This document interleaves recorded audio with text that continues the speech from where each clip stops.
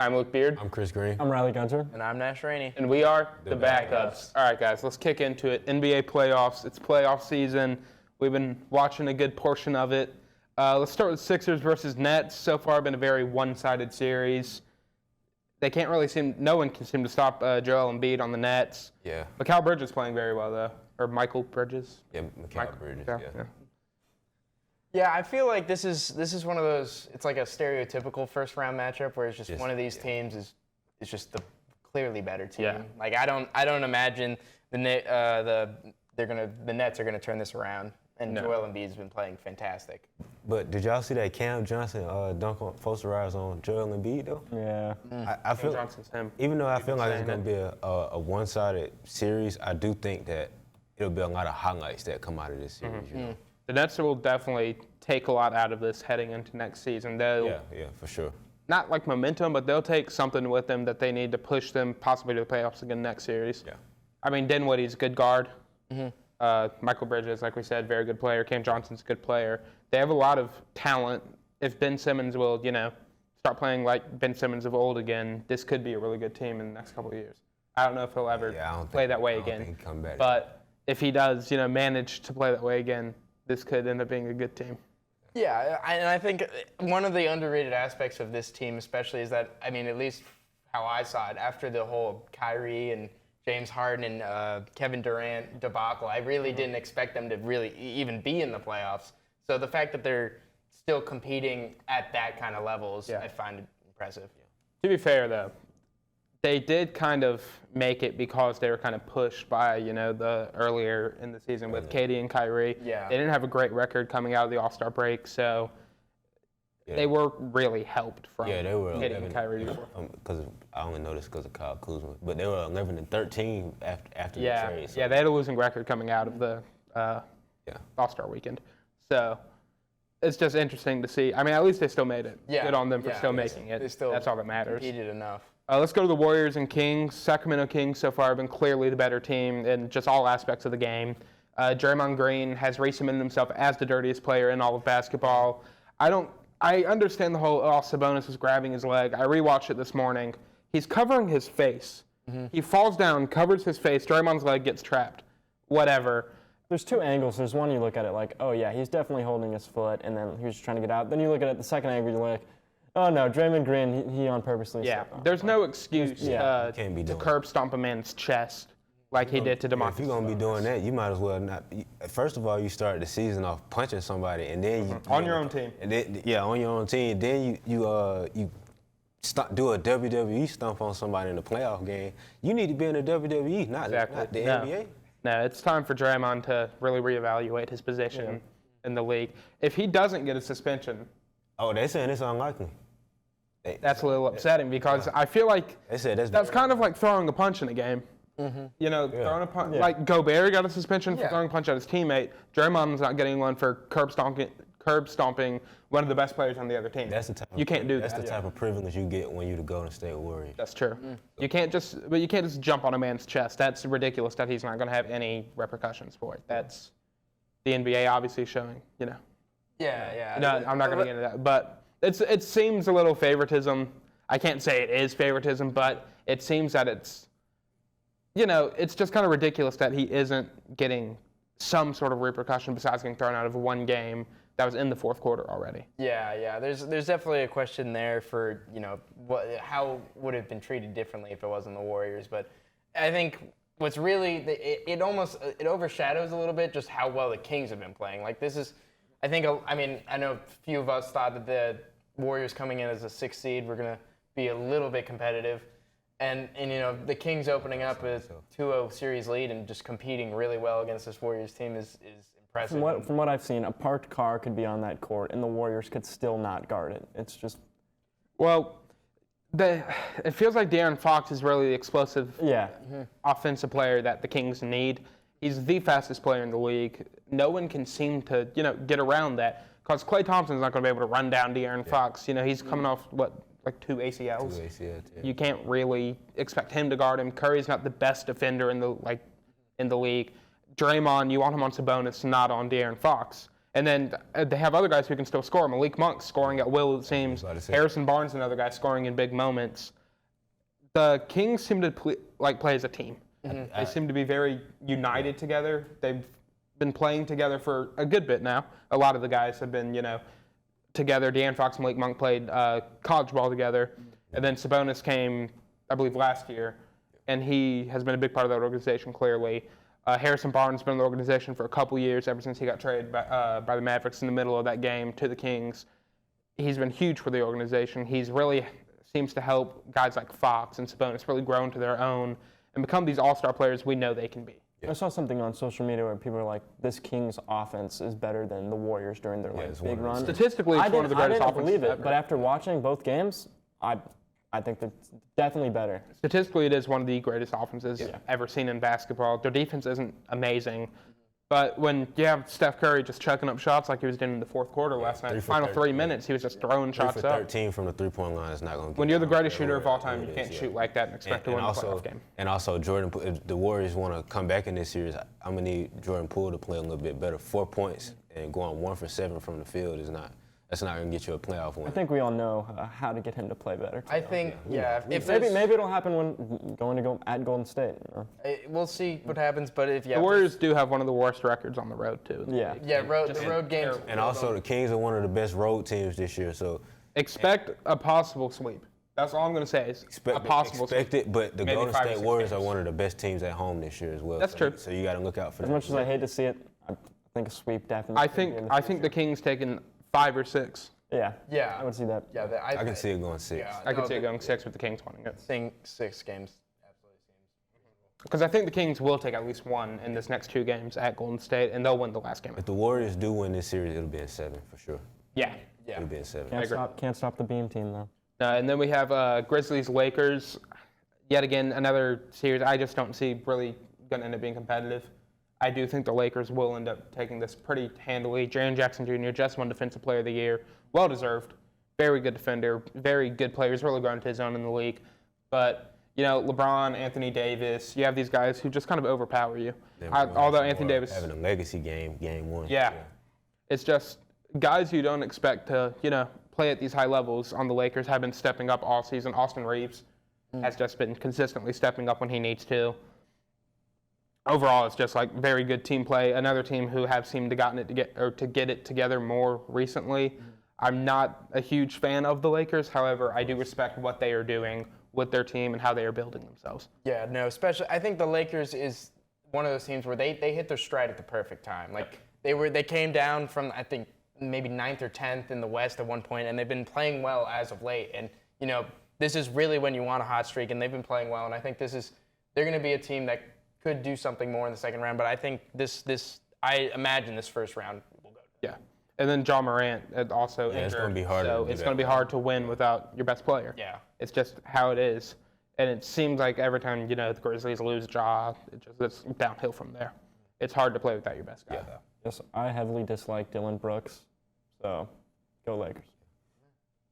Boston, Atlanta. I see this going to end up a sweep. Yeah, if the Hawks even win a game, more than likely. If the Hawks win a game, that would be a miracle. The Hawks, I have all respect for this team. Trae Young was just recently voted by NBA players as the most overrated player in the league. I don't agree with that at all. But I agree that he should not be the most overrated player in the league. He's very good. It's hard. This team built strangely this offseason. Yeah. They put a ball-dominant guard with another ball-dominant guard. They have a big who needs to score, and they have Clint Capella, great defender, but also likes his hands on the ball every once in a while. And even with that, they're still the same team that they were. Exactly. They haven't changed. They're a mediocre team who, if all their players played at the top level, could be good. But it's hard to get all those guys to play at the top level when you have so many ball handlers who they just don't pass the ball as well as they could. Trae Young, he didn't even get voted as an all-star this year. Yeah. And he should be an all-star. He is a great point guard, probably the best point guard in the league. Mm-hmm. One of 3. I say Steph Curry's better, Damian Lillard, but in a younger aspect, one of 2 best point guards, him and John Morant, I feel like lead that pack as the younger point guards, and De'Aaron Fox, of course, who will. If you want to count Luka. But Luka plays 3 positions. So it's hard to say that. But Trae Young has done a lot for this Atlanta team. It's time for him to start for that team to start building around him and stop trying to build an offensive powerhouse that can't defend at all. Yeah. No, I mean, hearing Atlanta getting swept, that's music to my ears. I think I just dislike Atlanta sports teams profusely, and seeing the Hawks get swept is something I'd absolutely like to see. And I really don't imagine the Hawks competing much in this series at all. Knicks Cavs. This to me is still the most exciting series in the playoffs. I think this could go both ways still. The Knicks took game one. Julius Randle, strong performance. Quickly played well. Donovan Mitchell is by far one of the best players. He pretty much made that game a game, pretty much. If he isn't put on one of the All-Pro teams or All-NBA teams, it's ridiculous because he might be the best shooting guard in the league. Yeah. Most likely is the best shooting guard in the league. This is still a young Cavs team, though, so they got a lot to learn. They have a lot to learn in the playoffs. You lose this year, it's okay. You'll be back. This team will be back. Yeah. And they'll be back better every time they come back because none of them have really hit their prime yet. Donovan Mitchell, I still think, is not in his prime. He can still go a higher level. Jarrett Allen can still go a higher level. Mobley, higher level. All these guys are very strong players. Darius Garland even, who to me is another example of one of the best young guards in the league. He can do everything. So I think this Cavs team is strong. I think this Knicks team is strong, and I think this will be a really good, fun series to watch. Definitely looking forward to that. Clippers Suns is the West alternate for that to me. West. They are the other best series going right now. These are two of the strongest teams in the league to me. Paul George obviously not playing, but Kawhi Leonard is still playing like Kawhi Leonard. Russell Westbrook had a great game on defense. He blocked Kevin Durant on a jump shot in perfect time. He got a ton of clutch rebounds. He's doing everything. He's everywhere all at once. Yeah, when I saw something today where when he guarded all three, Chris Paul, Devin Booker, and KD, they shot like less than 20% when he guarded them. And he stopped Devin Booker's final shot. Yeah. Very strong defender. Russell Westbrook is very underrated still. Greatest 3 for 19 game you'll ever see from a player. Russell Westbrook is kind of like an Oscar movie winner, if you will. He's everything, everywhere, all at once for this team. He does everything they need him to do. He came off the bench earlier in the season, and now he's earned a spot as like a starter on the team, just doing everything for him. It is fun to watch Eric Gordon back in the playoffs too.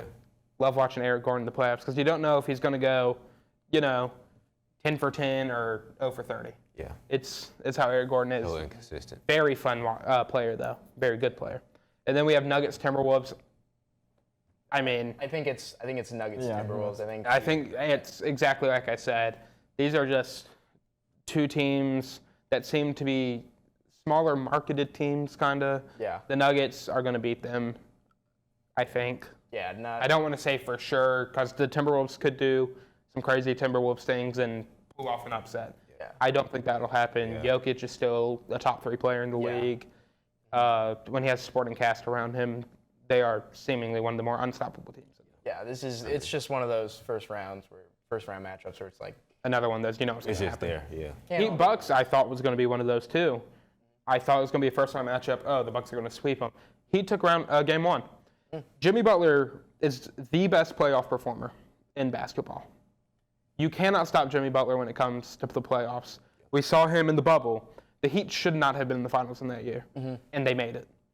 And they lost in, 5 or 6 in the finals? Yeah. However, that's only because of Jimmy Butler. Bam Adebayo, a very good playoff performer, very strong defender. But he picks and chooses when he wants to show up, though. That's true. You got to be more consistent. He got lucky. Giannis got his back hurt, or else Giannis would have terrorized him that game probably. Yeah. But Tyler Herro, strong offensive scorer, broken hand, hard to win without him. Tough loss. Will be very hard to win without him. They'll need guys like, Duncan Robinson to stand up, who does similar to what Tyler Herro does. But less defense. Yep, not as good on the defensive end. He can shoot, just like Tyler Herro, but he cannot play defense. Yeah. Which is not a strong suit for Herro, but one of his strong suits.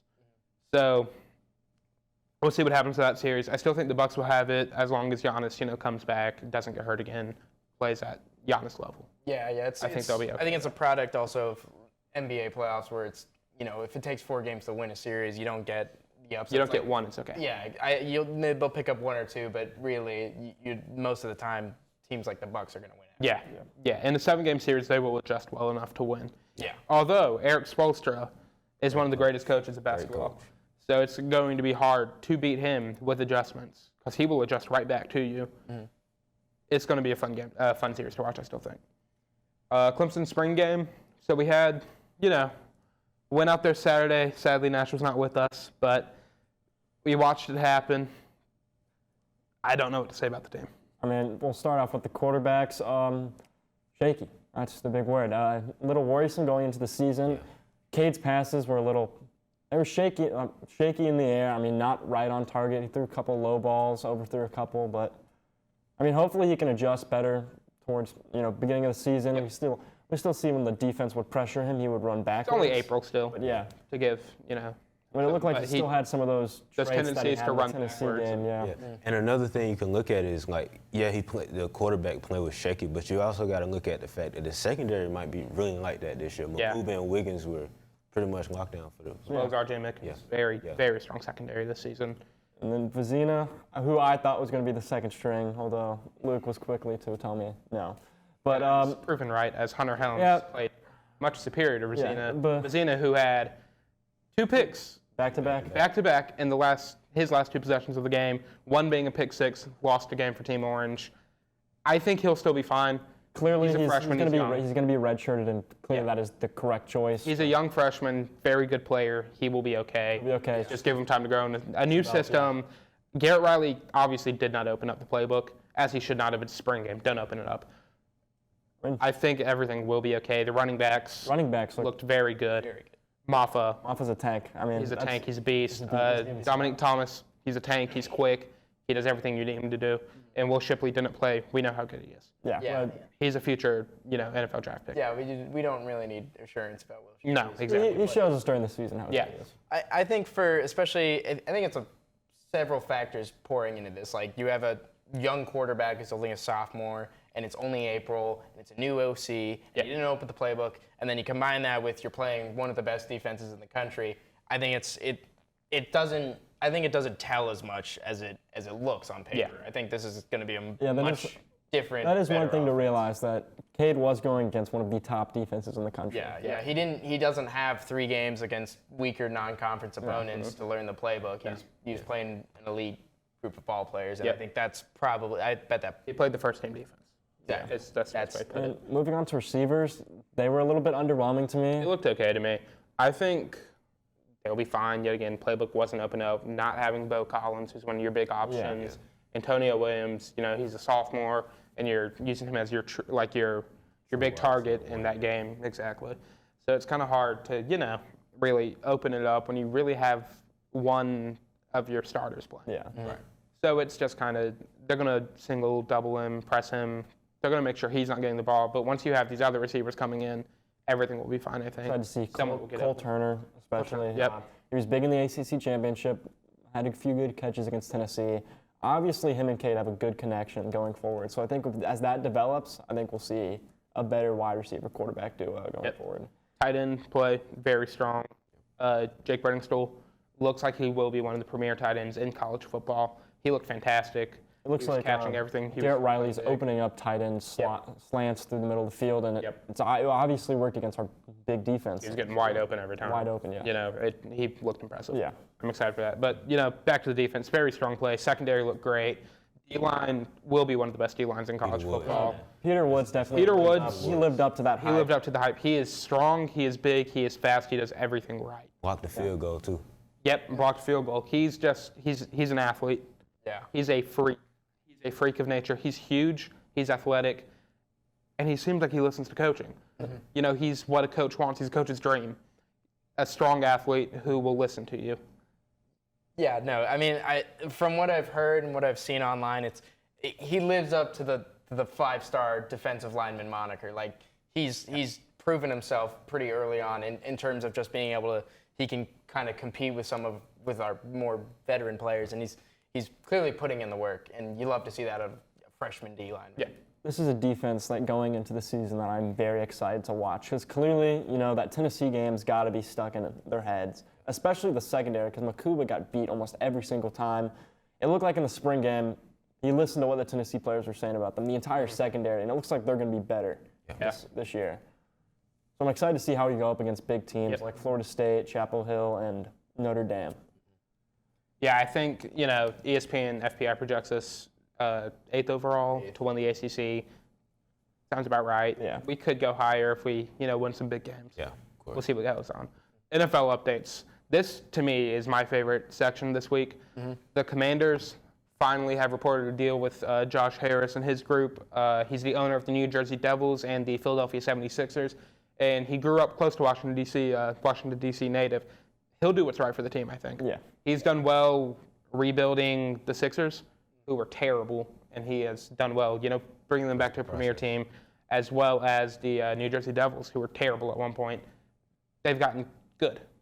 They're I feel doing like if something. your owner is from the area that the team is, of course they're going to care He'll put about more it money more. into it. Yeah, they're going to.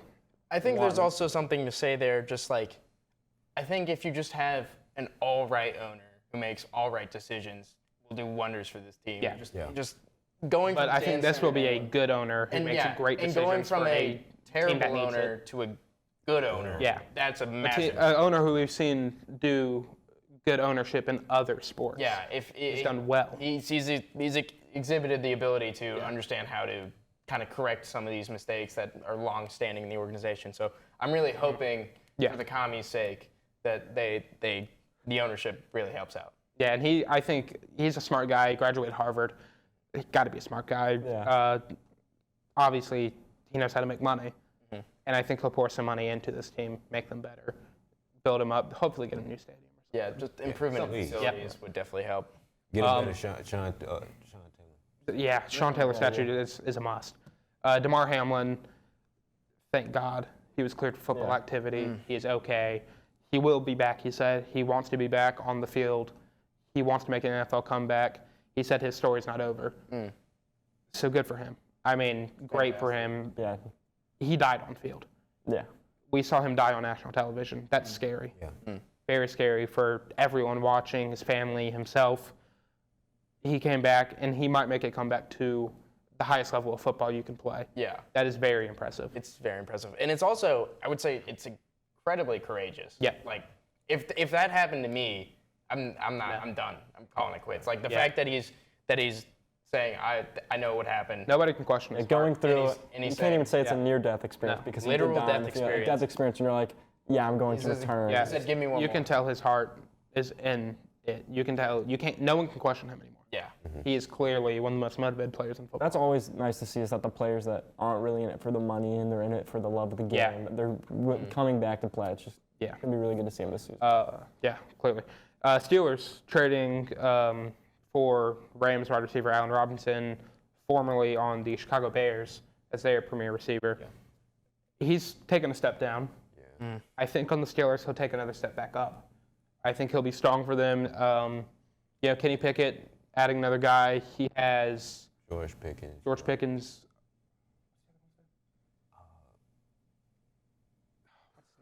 Really good receiver. Made the Pro Bowl a couple years ago. I know who He's you're talking their best receiver. Have a decent tight end too. Yeah. From what I know. Yeah. Offense. I don't watch the I can't Steelers. remember y'all, his sorry. name. Very good Deontay player. Johnson? Thank you, Yeah, Deontay Deontay Johnson. Johnson, Thank yeah. you. And then Pat Frymouth Okay. as their tight end. So I think they'll have a strong, comeback this season, especially Najee Harris if he plays better in the backfield, because Allen Robinson will open up the passing again, which will kind of help you get some rushing. That'll help a rushing attack. They do need work on the offensive line. We'll see where that goes. Jalen Hurts has agreed to the biggest contract in terms of average annual salary in NFL history. He will be making over $50 million.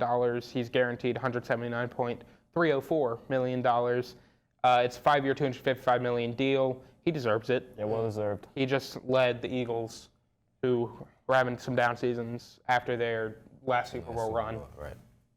He led them back to the Super Bowl, which is someone you want. But this still brings back up the fact, pay Lamar. It brings it back every time you see these guys getting money. Jalen Hurts is a great player. Lamar Jackson's at least on his level. How is he not getting a deal done? Yeah, Get something signed. It's strange. It's time. It's strange. But yeah, Jalen Hurts absolutely. Unfortunately, I don't like the Eagles, but does deserve it, and he's also unfortunately a good player. But Yeah. Like saying going from being benched in the national championship to now having this high level contract. Being better than the guy you got benched. Yeah, it's just really cool to see. I'm very happy for him. Yeah. Let's get into overtime. Chris, I know you have something you're excited to talk about. I mean, the NBA playoffs going on, but also the NHL playoffs just started yesterday. And the first 2 games were the Canes and the Islanders. It was a game we knew the Canes would win, of course. Go Canes. I'm not a Canes fan, but, Nash.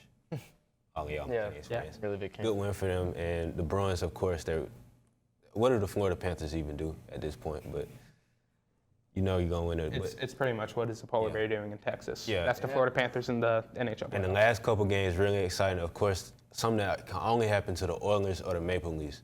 They give up a goal with 16 seconds left and losing overtime to the LA Kings. And then it was an exciting game, a double overtime game with the Stars and the Wild. The Wild ended up pretty much silencing the crowd with a double overtime win. Very good win for the Wild.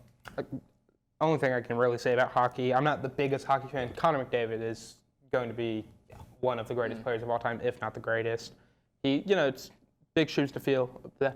Wayne Gretzky, possibly the greatest athlete of all time. Connor McDavid's so good. He's the best athlete in the world right now. Nobody's touching him. Yeah. He's done everything for the Oilers because they were nothing without him. Yeah. So he's really brought them back to relevancy. It's tragic when you realize it's also the Oilers. Yeah. They do Oiler things. Yeah, and they don't win games. Riley? So back at it again with the Pac-12. So pretty much their expansion, they're thinking about expanding. They want San Diego State, Tulane, Rice, SMU, and Colorado State. I want to get y'all's opinions on it. I mean, mine is stop, give up. It's done. It's been done for a while. Just let the other teams go and be more successful. You're not going to be successful. I don't know, man. Rice is close. Rice is That's certainly one of my a mistake. favorite college football programs because they are just a goofy team that do goofy things. I think SDSU and Tulane are strong people to push at. Yeah, those are two. SMU, another team very strong to push at. Colorado State, I thought they were already in the Pac-12, honestly. I had no clue where they were. And then Rice, yet again, one of my favorite programs in college football. They're close. Rice is a future national champion in the next, maybe millennium. Probably not, but optimistic. yeah, But optimistic. obviously this seems a lot of just doing what they can to preserve the Pac-12. Just throwing teams around, really. Yeah, throwing teams around, seeing who they get from some smaller group of 5 conferences into the Power 5, and it seems, I don't know how successful it'll be, but I don't imagine it will be. And I know some people are really, I wouldn't say praying for it, but hoping on it. The dissolution of the Pac-12, but No, I would go with praying for it. Yeah. you think so? Probably the guy to my left. I think he's probably praying for it. Yeah. And, he's just Very anti-Pac. very anti-Pac-12. I don't know what they did to him. We love watching Pac-12 after dark. I'm not sure what the issue is with the Pac-12 here. But The biggest pickup would be Tulane, and even with that, you're not. Pac-12's not going anywhere. Yeah. Still. we're acting like Tulane isn't a premier school, though. They're a very good football program. I mean, yeah, They just beat USC in a USC. New Year's Six Bowl. They're a very good program. no disrespect to Tulane. Former SEC school. They're not going to change anything in the Pac-12. Okay. All right, Nash. All right. So I recently watched a Netflix documentary about a minor league baseball team in the 70s. It's basically blanking on his name at the worst time. Kurt Russell. Chris Russell's dad, Bing Russell. Bing Russell, this TV actor from South California, he moves to Portland, Oregon to start a single-A baseball team, and he says he's going to do it independent. At that point in time, in the 60s, 70s, there were no independent baseball teams left. Every baseball team had some major league affiliate, and he said, I don't like that. I'm going to do it my way. And this team is like, it's out of a sports movie because they're a team of misfits, like through and through. Just the bench warmers in real life. Exactly. Every year they held open tryouts, and it was basically they would just take guys who were deemed not good enough for the majors or guys who just never got a shot, gave them, let them on the team. I mean, they had a roster of 30 people just because Bing Russell believed in the idea of giving everyone a shot. Yeah. And they were known for succeeding a lot and playing well, but what would happen is when they got into the playoffs, the bigger affiliate teams, they didn't want to see them losing to an independent, so they'd send guys down and win these games. But it's called The Battered Bastards of Baseball, and it's a phenomenal documentary, and I think it really shows what makes minor league baseball great. Yeah. And, Kurt Russell's dad. Gotta love Kurt Russell. Yeah, Kurt Russell's in it, so. Oh, well, perfect. Yeah. Now I gotta watch it. I want to talk about Lauri Markkanen. He is joining the Finnish military for the summer. I think they have to join the military if you're like a man in Finland. Yeah. It's kind of like the South Korean rules, and you Yeah. have to join the military. Lauri Markkanen, all-star, very good NBA player, has recently hit his stride again. Had to shave his hair, sadly. He shaved the curls. He said they'd be back. But he's a very good player. I'm glad he will be back by the time the season starts. It'll be exciting to see if, he bulks up a little bit. If he gets some more muscle on him, he'll be almost impossible to stop because he has such a smooth jumper. He's a good ball handler for a big, and he can really do everything you need him to.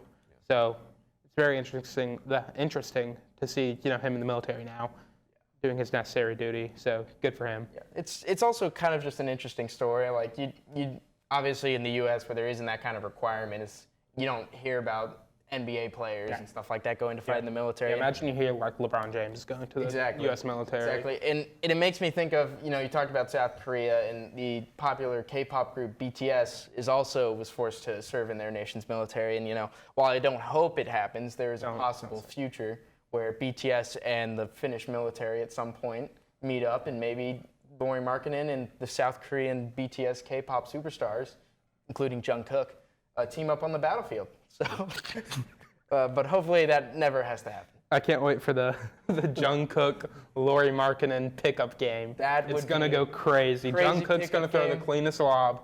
Lauri Markkanen slamming it down. I'm more interested how you knew one of the names. Oh well, I'm just I guess I could just say I'm a very worldly kind of guy. I know a lot about a lot. Would you say Jungkook's jumper would be smooth like butter? Yeah, I would say almost like a criminal undercover in a way, but I guess that's just me. I don't really know. All right.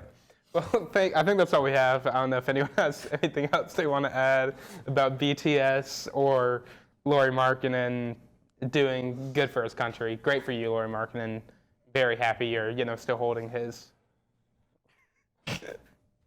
He's still holding his morals up, and he's still serving his country. Going back home. Can't wait for the collab, the BTS and Lauri Markkanen collab. We're gonna have to edit that now. You're gonna have to make it. All right, that's all we have. Thank you so much for watching. We will see you next week.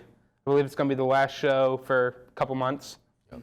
So sadly, we will be missing y'all after that. But maybe we'll have something special going on. Probably not. Hopefully we'll think of something. Thank you for watching, and we'll see you next week.